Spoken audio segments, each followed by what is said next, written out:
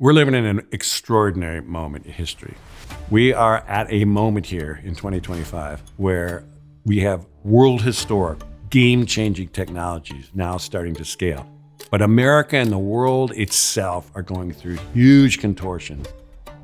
And there's been 3 previous junctures where Americans have found themselves in this exact place. And the key piece of this is tipping points. When do you go from the slow build of a thing that's kind of clunky and not really working, to you all of a sudden get an iPhone that goes, holy shit, this is the most amazing thing in the world, and then everybody needs them.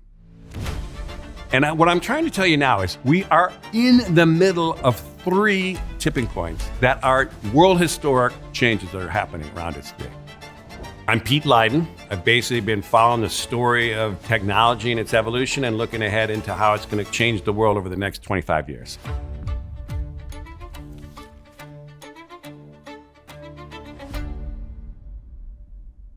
Way back in the 90s, in the earliest days of the internet, there was really only one place in the world that was really all over that, and that was Wired magazine. And it was in those early days that the founders of Wired picked up on me as someone who had the same kind of sensibility about the transformative nature of these technologies. And so they wooed me to work with them in the early days of Wired. Now, people had no idea what was even going on with the internet, and literally what's email, what's the web. They had no idea how these goofball startups with names like Amazon were ever going to amount to anything. And the other thing that was going on there beyond this digital revolution was essentially the beginning of globalization. And so myself and my co-author, which was Peter Schwartz, wrote a famous, iconic cover story at Wired that was called The Long Boom. And it was a history of the future, the story from 1980, which is in our past, to 2020, which was in our future, trying to explain what was really coming. Now, those of us who are in technology and those of us who have been immersed in it, which I have been for most of my career now, can see clearly these kind of incremental stages of these new technologies, that all successful new technologies go through a technology adoption curve. Let's say like Uber, the idea like, oh my God, instead of a taxi, it's all on your phone. And then all of a sudden, when enough people show how amazing it is, boom, the entire crew moves over. And the old system of the taxi system is gone.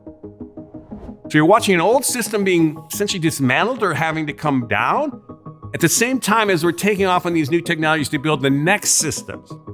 We're in the middle of that. Right now is smack in the middle of that in our era. But we've also seen this in American history before. There's been 3 previous junctures where Americans have found themselves in this exact place. Now, that's not to say it's common. Like, this is 80 years ago, the last time we saw this. And they tend to come in these 80-year cycles. But what's amazing about these things is they have bursts of unbelievably widespread innovation that lasts for 25 years. The last big one was coming off World War II, 1945. 80 years ago, America was on a very similar parallels.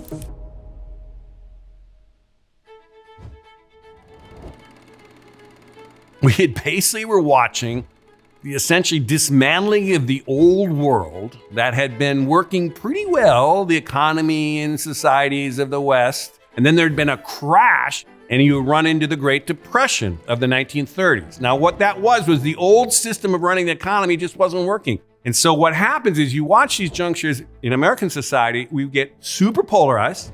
For example, there was an America First movement in the 30s. We were on the verge of violent conflict in America. And then you had the FDR and the kind of New Deal coalition that came out of the Depression, and they started to get traction. But anyhow, we had to resolve this political tension in America. And frankly, it had to do it in the world because the world also was going through this juncture.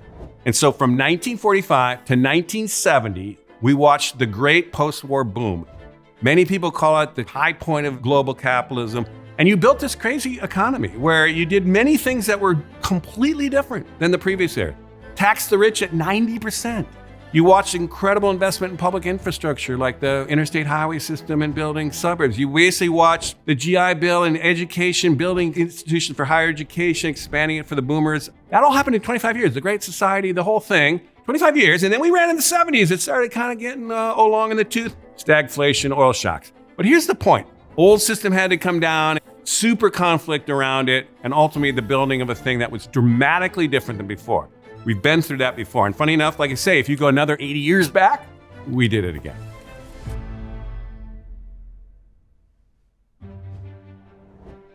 It's 1865. What is 1865? It's the end of the American Civil War. Now, this is a good example of how passions run very high and political conflict is extreme at these junctures. In the Civil War, it was the most extreme. I mean, we literally had to have 750,000 Americans died in the Civil War.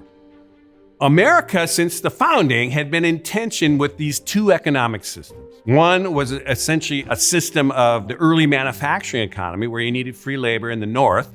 But in the old South, we basically had slavery. And they said, no, we're not going there. We're not going to give it up. We're not going to let go of this old system. We're going to fight to the death on the thing. And so this is a good example. Anyone rooted in the old systems that are going down are passionately want to defend that at all costs. Now, the thing that people do not know about the Civil War, or don't really remember as much about the Civil War, is the Civil War after 1865 had an unbelievable explosion of progress. That lasted for, what do you know, 25 years.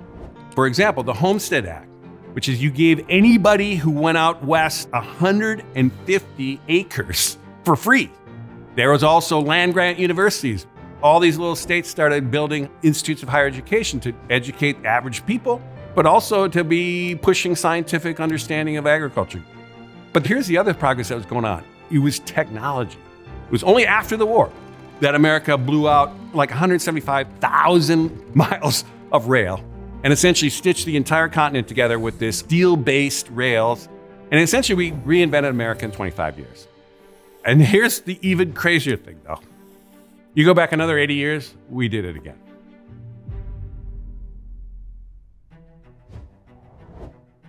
(1787) to about 1810, 1815, we had created what is America.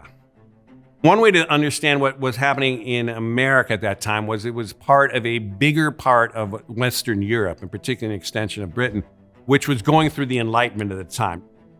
The Enlightenment is essentially a fundamental system change from a feudal society kind of dominated by the Catholic Church and all that kind of stuff into essentially what we would now consider the modern world.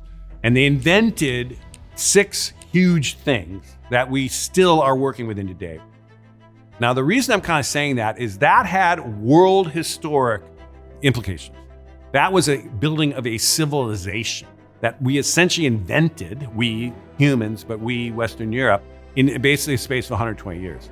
The forward motion of innovation, essentially from the West, was coming with those crazy ass Americans who had this wide open continent to spread it to.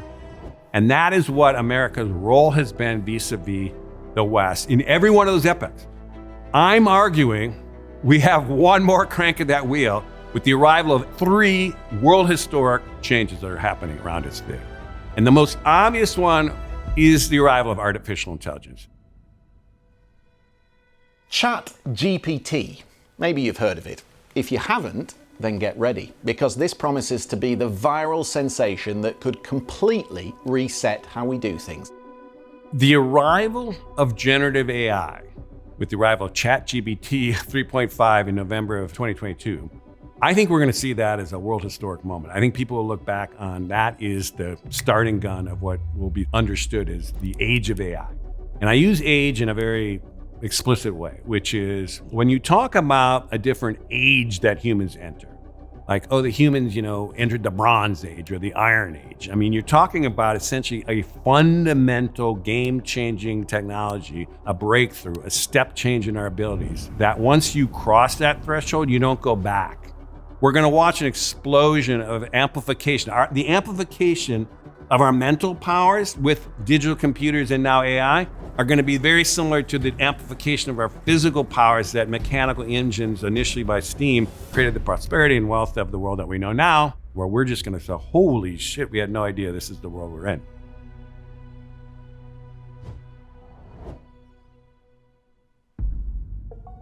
This is the first time we have an energy source that is a technology, 100% a technology, not a commodity. We don't have to dig it up as coal. We don't have to tap into it as oil. Why is that important? Because once it's a technology, you can consistently drive down the cost. And there's a kind of a rule of thumb in manufacturing, which if you double the number of producing solar panels, you will come up with about 20% of a drop in cost. And this is the point, it's gonna keep getting cheaper. And the same thing, flipping around, the same thing with electric cars. People think, well, electric cars are still expensive and whatever. You're not thinking this through because battery technology is the same thing. That's in lithium batteries. We're now getting whole other generations of batteries, like solid state batteries, that essentially will be a next generation.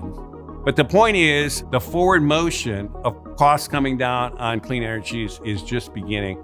And when that happens, you're gonna have what? Abundant, clean energy.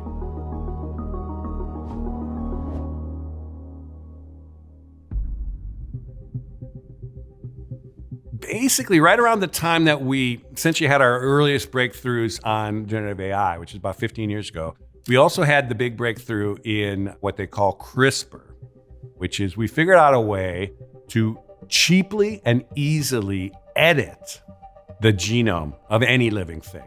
And you just take one example. We now know how to take a cell, put it in a vat, and you can give it the same amino acids and the same kind of nutrients and the same things that a cow roaming around a field for like years chewing on grass would get those same nutrients, those same amino acids, and essentially would produce in their muscles the meat. That same thing can happen in a vat to actually grow the same cow cell into actual meat. Not like kind of meat, not like plant-based meat that's kind of like meat. It's meat. It's the same cell. It tastes exactly the same.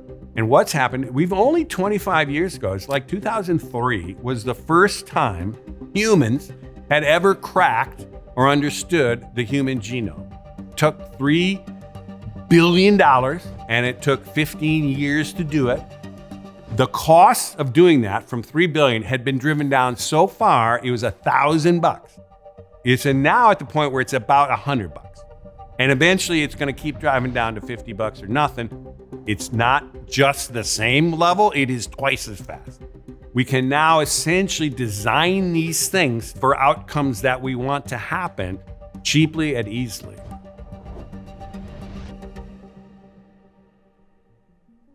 So the technology story of today, AI, clean energies, even bioengineering, is kind of familiar at some level.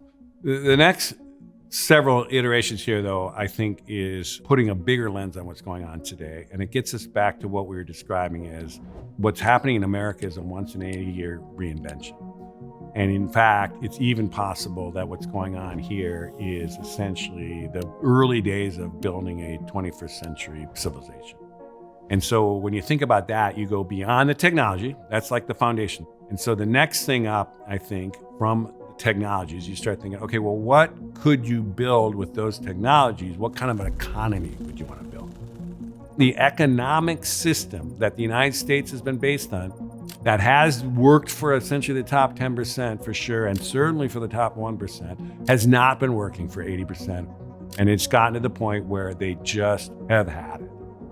So as crazy as it sounds, we could be at a point in the world right now, in 2025, where we are watching the beginnings of a shift from financial capitalism, born and raised out of the Enlightenment, to essentially some version of a sustainable capitalism. We're going from a world of representative democracy, which was a brilliant move forward, to essentially a digital democracy.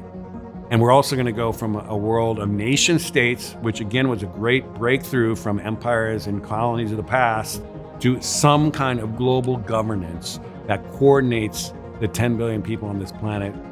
That's the level of change I think we're actually heading into. That's the level of change I think your kids are going to be wrestling with, and that's the level of change I think America is going through now. And the quicker we start to wrap our heads around that challenge and the kind of scale of the invention we're up to, the better off we're all going to be.